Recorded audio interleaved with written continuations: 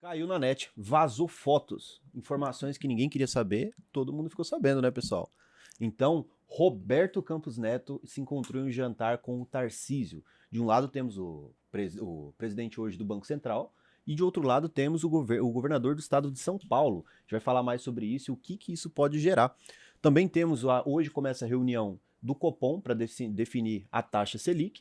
Além disso, privatização na Sabesp e aquela empresa que todo mundo aqui que já segue a nossa linha, que é buy and hold também, aquela holding vai pagar bons proventos hoje na casa de quase R$ 1 bilhão. Então hoje você vai saber de tudo isso e mais algumas outras informações aqui no seu Suco Matinal, que é o seu programa onde tem tudo compiladinho para você começar o dia já conseguindo saber todas as novidades de geopolítica, macroeconomia e também mercado financeiro para sentar com todas as pessoas ao seu dia e parecer mais inteligente ainda do que você já é. Ao meu lado, então, como sempre, Douglas Ribeiro aqui, nosso especialista em investimentos. Bom dia a todos.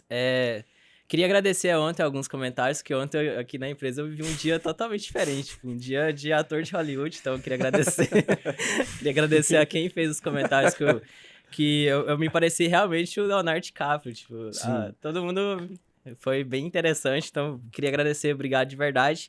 E hoje a gente vai falar de algumas informações bem interessantes, tanto a parte internacional e nacional também, então vai ser um programa bem legal. Estão deixando o menino sonhar, né, Manuel? Tá acreditando muito na mãe dele, né? Ele fez... Isso tá sendo muito perigoso. Tá muito elogiado, vai dar errado. Vai dar errado. E ao meu lado também aqui, o bastião, o pináculo da estabilidade ocidental no mercado financeiro, Manuel Neto. Estamos aí, bom dia, senhoras e senhores. Manuel aqui da UVP Capital, estamos aí trazendo estabilidade para os portfólios dos clientes aí da nossa consultoria. E estamos aí mais uma vez olhando aí as notícias, tentando trazer para vocês aí o que isso pode gerar de impacto, tanto em curto como médio e longo prazo, principalmente longo prazo, que é o que a gente trabalha. Então, começando, porque é um programa de tradição, né? Nosso Leonardo DiCaprio da Shopee vai falar aqui sobre os índices do dia. Então vamos lá, vamos começar pelos Estados Unidos. A gente teve os dois índices SP 500 Futuro e o Nasdaq subindo. O Nasdaq Futuro subindo 0,16% e o Dow Jones caindo 0,01%, mas bem em linha, então é uma oscilação bem tranquila. Na parte da Ásia e do Pacífico, as bolsas que estão caindo lá é só de Hong Kong caindo 0,11%, mas está mais subindo a do Japão, da Nikkei, subindo 1%, então a da China subindo 0,48%, a da Coreia do Sul subindo 0,72%, então tá muito verde, então todo mundo ali tá ganhando dinheiro na parte da Ásia e do Pacífico. Na parte da Europa, todos estão subindo também, então teve uma recuperação bem interessante, considerando que semana passada tava caindo tudo, tava só pânico, então hoje todo mundo tá também surfando uma onda de crescimento ali. O que mais trouxe desempenho interessante é da Bolsa da Itália, então subindo aqui a 1,14%, e também a Bolsa da Alemanha subindo 0,49%. Passando agora para a parte das commodities, a gente teve um resultado diferente do que está acontecendo na maioria dos índices. Os dois índices que a gente trouxe estão caindo, então o petróleo WTI caindo 0,29, chegando a 80,010 dólares, e o petróleo Brent, que é o nosso de referência, caindo 0,31, chegando a 83,99 dólares. E o nosso minério de ferro também teve uma certa sensibilidade diferente, então ele está subindo agora bem tímido, mas subindo 0,24%, chegando a 113,08 dólares. E o nosso Bitcoin está com a tendência de queda de 1,89, chegando a 65.490 mil dólares. É bem interessante que a gente trouxe aqui uma notícia bem legal sobre ele, então talvez essa tendência seja também um fundamento devido ao que vem ocorrendo nos últimos dias, na parte do Bitcoin. Porque na parte internacional, o Bitcoin ele teve uma queda ali, teve uma fuga, na verdade, de 745 milhões dos fundos de cripto, que é basicamente ali os ETFs, né, que são investimentos mais passivos, que é para aqueles investidores de longo prazo, né? A gente sempre tem alguns investidores, né, Manuel, que mesmo que eles são de longo prazo, eles também querem se expor aos Bitcoin, então o ETF também é como se fosse uma ferramenta, um mecanismo mais conservador também de entrar A nesses dinâmica é ativos. diferente, né? Porque você tem aí um mercado de criptoativos que ele geralmente é para investidores que estão ali buscando mais especulação, é um pouco mais arriscado, não, nem um pouco, né? Bem mais arriscado do que o mercado convencional de ativos que a gente tem. E quando essas grandes gestoras aí lançaram esses ETFs à vista de criptoativos, tanto do Bitcoin como do Ethereum, a gente teve ali um viés de tentar trazer para dentro desse ecossistema investidores que não estavam acostumados ou que não tinham coragem de se expor em criptoativos através dos meios de corretoras voltadas mais para ativos à vista mesmo ali, para você ter exposição tanto no Bitcoin como nos criptoativos como de forma geral. O que que isso gera? É porque é natural esses investidores que são um pouco mais racionais ou que são um pouco mais avessos a risco, quando tem uma possibilidade de estar fazendo alocação do seu capital em um ativo que tem um pouco menos de risco, eles vão naturalmente fazer essa retirada de recursos. Então teve aí quase 540 milhões de retirada desses ETFs à vista e indo para outros ativos que estão pagando aí taxas mais estáveis. Então, como a taxa de juros dos Estados Unidos vai permanecer nesse patamar um pouco mais alto, então é natural você ter essa fuga. Não quer dizer que isso seja aí uma tendência para o ecossistema, mas que esses movimentos vão acontecer. E isso está gerando aí preço para baixo, está gerando pressão aí na cotação do Bitcoin. E a nossa próxima notícia internacional é justamente sobre isso, né? O diretor do Banco Central norte-americano apontou que um corte na taxa de juros parece, nas palavras dele, apropriado até o final do ano. E a gente ontem debateu bastante sobre isso aqui no Soco Matinal, que a taxa de juros norte-americana está extremamente ligada à taxa de juros brasileira, porque é uma questão de oferta e demanda no final das contas, né? Se você tem uma proposta de empréstimo a juros pagando uma porcentagem alta para os padrões norte-americanos, com a segurança norte-americana de mercado, o Brasil acaba tendo que subir um pouco a sua taxa de juros para manter um pouco de capital aqui no Brasil e evitar essa fuga de capital estrangeiro na Bolsa Brasileira e no Tesouro Nacional. Perfeito, isso é um dado muito importante, porque geralmente esses membros do Fed, né, eles dão reuniões, dão palestras em faculdades, e esse aí em específico do distrito ali da Filadélfia, ele deu uma notícia que se ao longo aí desse segundo semestre de 2024 permanecer a tendência aí de arrefecimento na inflação, é claro que precisa de vir dados mais robustos no sentido aí de arrefecimento mesmo, claro, da inflação, pode ser que tenha aí um corte de juros ao final desse ano de 2024. Mas é claro, isso é uma previsibilidade que não está totalmente concreta hoje, vamos dizer, cerca de 60%, 70% que isso pode se concretizar. Se isso realmente acontecer, isso gera um sinal positivo aqui para o Banco Central brasileiro, que na data de hoje vai iniciar aí as reuniões, que provavelmente amanhã deve manter a taxa de juros no patamar atual de 10,5, e isso pode gerar aí um sinal positivo para no final de 2024, ou até mesmo 2025, também começar a ter novos cortes de taxa de juros aqui, quando também vai ter aí uma nova mudança aí do chairman do Banco Central brasileiro. Então, isso está interligado, porque se você for olhar todos os dados brasileiros aqui, tanto da parte da inflação como dados aí fiscal, hoje o calcanhar do Brasil é o fiscal. Se a gente não tiver um sinal claro do governo de bom senso de reduzir despesas, a gente não vai ter um sinal claro para também começar a reduzir taxa de juros. Então, esse é algo que a gente precisa ter muita consciência. E se lá fora tiver um sinal de arrefecimento e de tendência de baixa de juros americano, vai abrir espaço para a gente também ter corte de juros aqui, novamente, no âmbito nacional. O que não significa que o Brasil está em um problema muito grande dentro da economia brasileira, que o Douglas sempre trabalha aqui com a gente, que é, quando a gente tem essa fuga de capital estrangeiro, né, a gente tem um desconto em ativos, em empresas brasileiras que acreditam, que nós acreditamos que tem bons indicadores, que tem bons fundamentos e que isso naturalmente, esse movimento de taxa de juros vai fazer com que esse mercado volte a crescer novamente. Então, para vocês que acham que a gente não lê os comentários, né, no vídeo de ontem a gente teve um comentário de Consultoria 2010. Olha que poema muito bonito. Rombo fiscal, insegurança jurídica, descontrole de gastos, aumento de impostos, inflação aumentando, Brasil afundando. Não é tanto, não é tanto. Calma, fique Poeta tranquilo. contemporâneo, né? É um poeta contemporâneo. Consultoria, @consultoria 2010. Fique calmo, cara. A gente tem várias opções, tem várias oportunidades muito boas, tanto na renda fixa quanto na renda variável. Várias empresas sólidas, centenárias aqui no Brasil. Então, calma lá. Fique tranquilo. E bem interessante, a gente tava falando assim, veio algumas coisas na minha cabeça nesse sentido.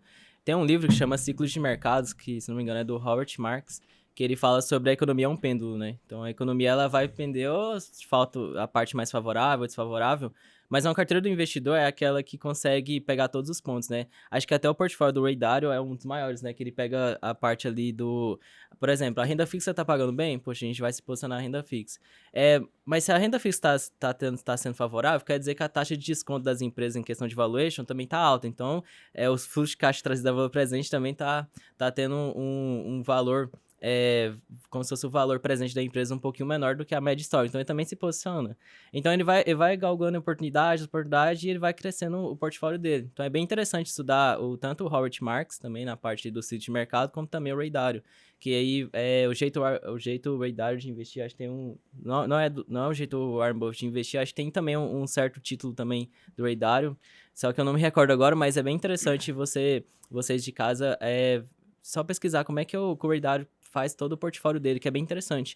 É uma forma, assim, de você blindar sua carteira de vários cenários. Então, você tanto pega a parte nacional também, a parte internacional. A gente tem muitos clientes aqui que tem, por exemplo, igual eu estava falando anteriormente com o Manuel, a gente tem clientes que se expõem ao Bitcoin, mas de uma forma bem mais passiva. Além de ser mais passivo, ele também tem bonds de empresas americanas, ele também tem ativos de renda variável. Ele tem, por exemplo, a gente chegou a pegar títulos de pré-fixado de 14%, 15% com garantia do FGC também. Ou seja, é uma carteira que a gente consegue manejar ela de todas as formas para que ela consiga ser vencedora no longo prazo. Então, é bem interessante essa parte também. Em meio a uma insegurança e caos, existem várias oportunidades. E quem viu uma boa oportunidade foi ele, Tarcísio, governador do estado de São Paulo, nosso maior estado em população e em PIB, prevê a privatização da Sabesp. Hoje o governo do estado de São Paulo é dono de 50,3% da Sabesp, né? Ou seja, ele é o acionista majoritário que define os rumos da empresa. E agora, buscando aí esse movimento de privatização que já era esperado do Tarcísio, né? O governo do estado de São Paulo prevê a privatização de uma parte bem relevante da empresa. Sim, bem interessante esse movimento da Sabesp, porque hoje na Bolsa a gente tem 3 empresas, estou pegando as maiores, né, em valor de mercado. A gente tem a Sabesp, a Sanepar e a Copasa. Entre balanços, assim, a Sanepar que chama mais atenção, porque ela consegue investir bastante, tanto que o payout dela, o payout é a parcela do lucro que vai para os acionistas em forma de proventos, ela não passa de 40%. Então, quer dizer, ela consegue, além de pagar um bom dividendo, que fica em torno de 6%, 7%, ainda ela investe muito no negócio. Então, por que ela faz isso? Porque depois do governo Bolsonaro, teve aquela questão do marco do saneamento. Então, as empresas desse setor têm que investir bastante para trazer como se fosse acesso a todas as pessoas em questão de saneamento e esgoto também. Aí, quando a gente pega os balanços da Copasa e da Sabesp, a gente vê que são empresas que têm um balanço um pouco mais grande, assim, não é tão enxuto. Então, quando a gente vê que tem essa parte de privatização da Sabesp, eu relaciono muito com o que acontece com a Eletrobras, porque a Eletrobras, depois que foi privatizada, tem uma parte ainda bem consolidada do governo, mas vamos considerar que foi toda privatizada, ela começou a fazer desinvestimentos em ativos que não fazia tanto sentido. Então, ela começou a vender partes de termoelétrica para outros grupos de investidores. Então, assim, ela está enxugando o balanço dela para ter mais capacidade de investir. Tanto que isso também trazer valor para o acionista, né? Porque depois que anunciou as privatizações ali da Sabesp, os investidores ganharam tanto em valorização das ações, como também provavelmente vai ganhar com proventos. Então, é bem interessante esse movimento. E se a gente pega ali a questão do Adam Smith também, que a gente fala agora sobre economia também, política, a gente percebe que o Adam Smith, ele queria mais aquela parte assim, a gente pode investir em saúde, educação, segurança pública, e tem outras áreas do setor de atuação que a iniciativa privada pode atuar e, às vezes, entregar um trabalho melhor do que a iniciativa pública, né? Então, é bem interessante esse movimento de privatizações de alguns ativos que não são tão estratégicos, assim. Olha, Douglas, eu confesso que eu não esperava que no governo do Lulinha a gente tivesse alguma privatização, viu? Eu tô me surpreendendo. Mas é da hora a gente ver essas empresas sendo privatizadas, porque a gente sabe o problema que tem quando essa empresa tá ali meio que na mão do governo, né? Que ele pode mandar e desmandar, Sim. fazer o que quiser dentro dela. Igual o Correios, por exemplo. O Correios estava dando lucros bem interessantes, porque ele passou por um processo de estruturação, né? E depois começou a dar lucro no governo anterior. E agora teve um prejuízo bem bilionário. Então, assim, é bem complicado, porque É assim, a gente às vezes até analisa, né? Poxa, é porque às vezes entrega cartas em lugares que são deficitários, né? Enfim, a gente não pode entrar muito nesse detalhe porque uma empresa ela tem que ser saudável também financeiramente, né? Porque quando uma empresa estatal dá prejuízo, é os pagadores de impostos que estão basicamente tendo esse maior custo, né? E falando sobre ele, né, continuando sobre o Tarcísio, que é o governador do estado de São Paulo, e aí, Manuel, o que você achou desse jantar? Você acha que realmente a gente pode ter um novo posto Ipiranga e uma possível candidatura do Tarcísio?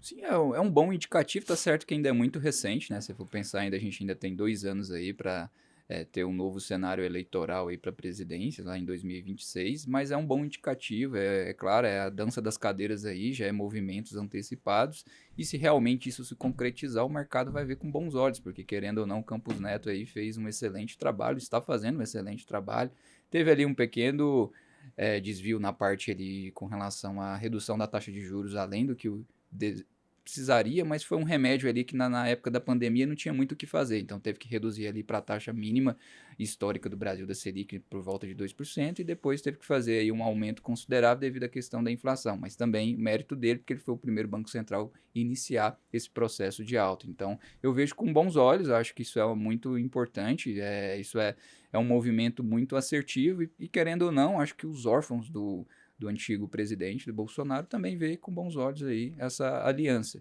O que eu também vejo e que eu quero ver é a possibilidade também da gente ter aí uma eleição mais equilibrada ou mais voltada para centralidade, né? 2026, dependendo aí do próximo indicador ali da parte da esquerda, vamos dizer assim. Vemos aí Manuel sempre otimista com o cenário eleitoral brasileiro, né?